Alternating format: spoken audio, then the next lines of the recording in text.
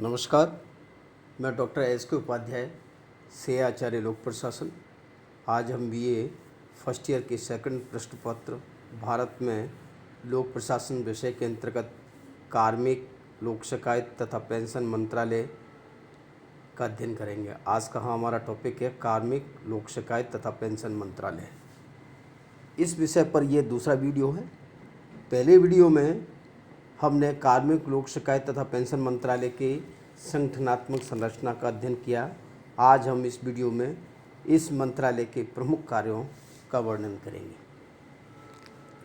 जैसा कि आपको विदित है कि भारतीय प्रशासनिक सेवाओं सहित केंद्रीय सेवाओं के कार्मिकों की भर्ती, प्रशिक्षण, वेतन, भत्ते, स्थानांतरण, अनुशासनात्मक कार्रवाई तथा संवर्ग निर्धारण इत्यादि से संबंधित समस्त महत्वपूर्ण कार्यों को इस मंत्रालय के द्वारा निष्पादित अथवा पूरा किया जाता है।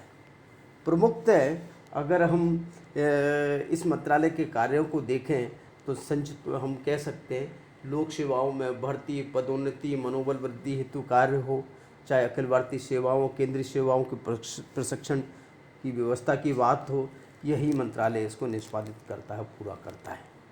तो हम इस मंत्रालय के कार्यों को हम 3 भागों में, जैसा कि आपको बताया गया है कि इस मंत्रालय के अंतर्गत 3 विभाग हैं: कार्मिक तथा प्रशिक्षण विभाग, प्रशासनिक सुधार एवं लोक शिकायत विभाग, पेंशन एवं पेंशन भोगी कल्याण विभाग।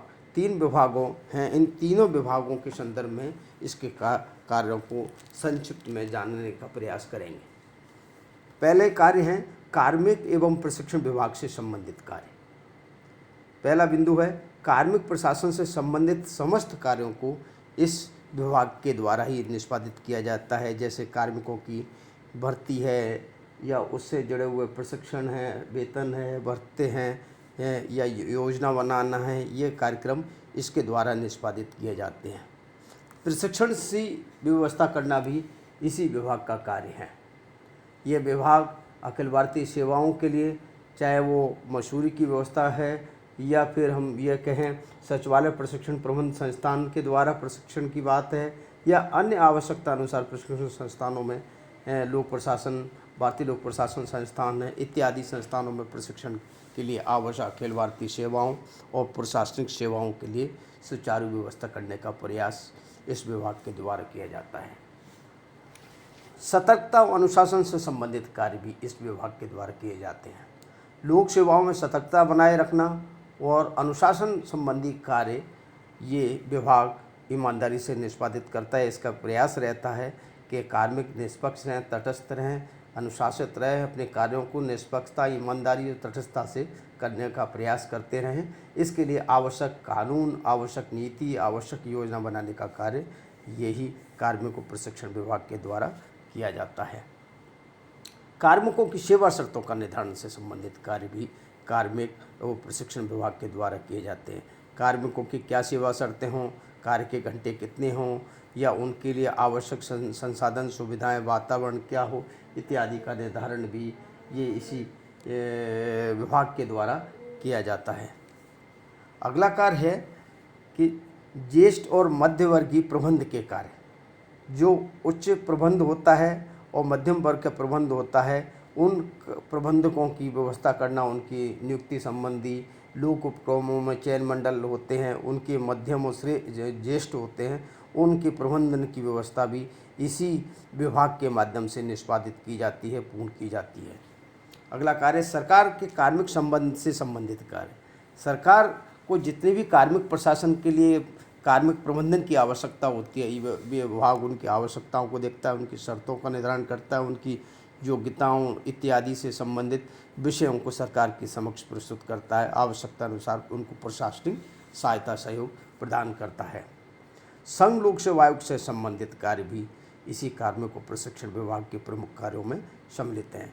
संघ लोक सेवा आयोग, जैसा कि आपको पता है कि संघ लोक सेवा आयोग अखिल भारतीय और केंद्रीय स्तर की प्रमुख सेवाओं की भर्ती का प्रमुख कार्य करता है। साथ ही साथ संघ लोक सेवा आयोग कार्मिक प्रशासन से संबंधित अन्य पहलुओं पर भी सरकार को और इस मंत्रालय को आवश्यक सहायता और सलाह देने का कार्य करता है। लेकिन चूँकि ये कार्मिक और प्रशिक्षण विभाग ये संघ लोक सेवा आयोग का एक मुखिया है, प्रशासनिक मुखिया विभाग है। इससे संबंधित सभी कार्यों को निष्पादित करने की जिम्मेदारी अंतर्गत कार्मिकों को लोक शिकायत तथा पेंशन मंत्रालय के अंतर्गत इस कार्मिकों और प्रशिक्षण विभाग की ही है। अगला कार्य है भविष्य विषय की योजना और जनशक्ति की योजना से संबंधित कार्य भी इस कार्यों को प्रशिक्षण विभाग के कार्य हैं। भविष्य में किन जनशक्ति की आवश्यकता है, जनशक्ति की स्वरूप क्या हो, उसकी कार्य योजना, उसके आवश्यक संसाधनों की उपलब्धता, उससे संबंधित नीति योजना और वित्त संबंधी चीज़ों को तलाशने उन पर कार्य करने की समस्त जिम्मेदारी इसी कार्मिक प्रशिक्षण विभाग की ही होती है। कार्मिक प्रबंधन अभिकरण से संबंधित कार्य भी इसी विभाग के द्वारा किए जाते हैं। ये विभाग कार्मिक प्रबंधन किस रूप में, कर्मचारियों का कार्मिक प्रबंधन कैसे हो, उनके राज्यों के पुनर्गठन से संबंधित या अन्य राष्ट्रीय स्तर के जो सेवाओं के संगठन या सेवाओं के पुनर्गठन या उससे संबंधित अन्य पहलुओं की स्थापना भी इसी से संबंधित की जाती है। राज्यों के पुनर्गठन के कारण कार्मिक प्रशासन से संबंधित विषय भी इस कार्मिक और प्रशिक्षण विभाग के द्वारा किए जाते हैं। ये आवश्यकता होने पर कार्मिकों के लिए उनके पुनर्गठन हेतु न केवल नीति योजना कार्यक्रमों को अंतिम रूप देता है, बल्कि आवश्यकता अनुसार सहयोग और सुझाव भी देता है। लोक उद्यमों के चयन और मंडल से संबंधित कार्य भी इसके द्वारा निष्पादित किए जाते हैं। यद्यपि लोक उद्यमों के लिए आवश्यक उच्च प्रबंधी की मंडल का चयन के मामलों को देखने का कार्य भी इसी मंत्रालय, इसी विभाग का है। दूसरे विभाग के कार्य के रूप में प्रशासनिक सुधार और लोक शिकायत विभाग एक महत्वपूर्ण विभाग है, जो प्रशासन में संगठन, उसकी संरचना, उसके कार्यप्रणाली, उसके उद्देश्यों को वर्तमान परिस्थितियों के साथ कैसे तालमेल बैठाए रखा जाए, इसके लिए आवश्यक प्रशासनिक सुधारों की पहल करता है। जरूरत पड़ने पर प्रशासनिक सुधार आयोग गठन और उससे संबंधित नीतियों को सरकार के समक्ष रखने का प्रयास करता है, रखने का कार्य करता है। प्रशासनिक सुधार हेतु आवश्यक नीतियां, संशोधन या प्रशासनिक कानून या प्रशासनिक प्रक्रिया या प्रशासनिक कार्यविधि उद्देश्यों को बदलने के लिए यह निरंतर विभाग प्रशासनिक सुधार और लोक शिकायत विभाग कार्य करता है। साथ ही साथ अब आवश्यकता अनुसार संगठन और उसकी पद्धति में क्या बदलाव आए, संगठन और उसकी पद्धति को कैसे अधुनतन बनाया जाए, उसको ई शासन सर्वोत्तम कार्यप्रणाली का प्रसार कैसे किया जाए, शासन की पद्धति को कैसे अधुनतन संगठनात्मक लक्ष्यों की पूर्ति के साथ लोक कल्याणकारी राज्य के साथ तालमेल बैठाए रखने के लिए कैसे उसको अधुनतन बनाने का कार्य किया जा सकता है, इस नीति का निर्धारण भी प्रशासनिक सुधार और लोक शिकायत विभाग के माध्यम से यह कार्य करता है। तीसरा कार्य है लोक शिकायतों का निवारण।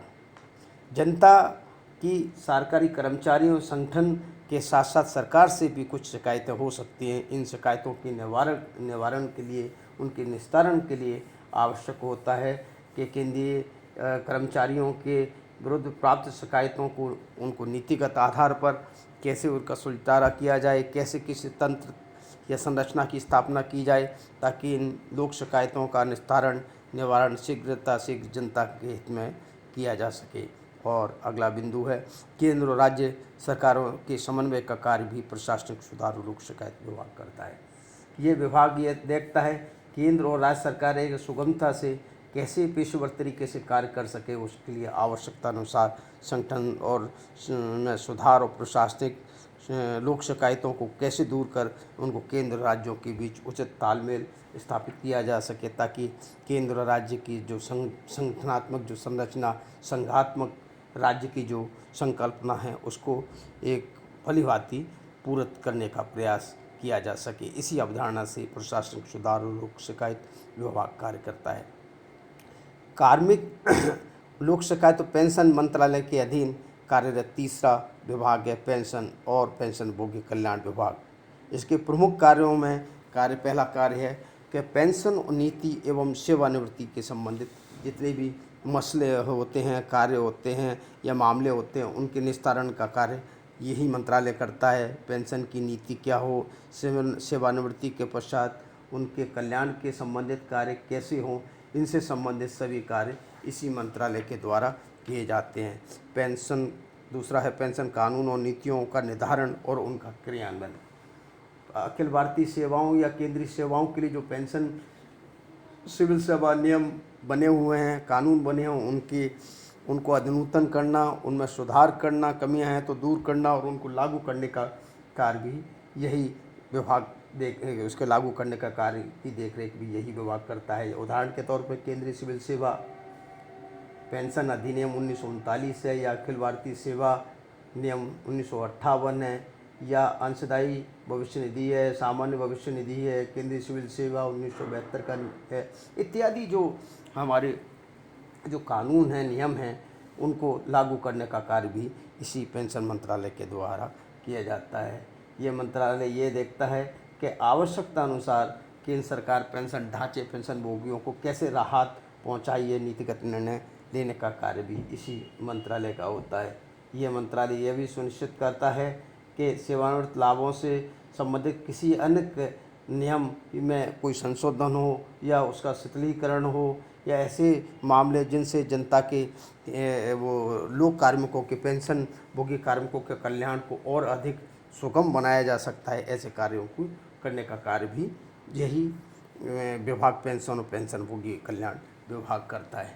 यद्यपि अगर देखें हम कार्मिक और लोक शिकायत और पेंशन मंत्रालय के कार्यों की सूची देखें तो बड़ी लंबी फहरिस्त है, लंबी सूची है। इसके कार्यों को हम देखें तो ऐसा प्रतीत होता है कि समस्त जो कार्मिक प्रशासन के कार्य हैं उनको अंतिम रूप से करने की जिम्मेदारी इसी विभाग की होती है।